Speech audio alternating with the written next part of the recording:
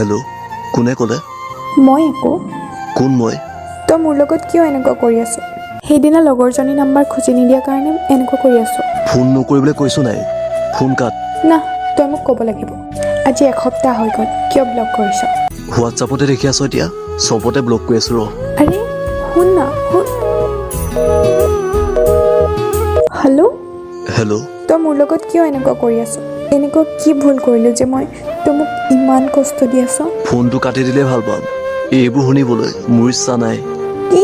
তই পাহৰি যা বুলি ক'লেই মই 5 বছৰৰ ৰিলেশ্যনশ্বিপ এটা কেনেকৈ পাহৰিব পাৰোঁ? হ'ব দে।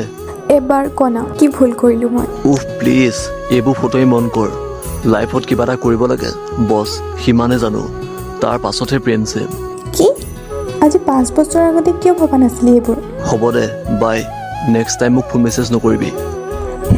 হেল্ল', যদি জীবনৰ ৰংবোৰে লুকা ভাকু খেলে, যদি আশাৰ চাকিটি উমি উমি জ্বলে, তথাপি বন্ধু আগুৱাই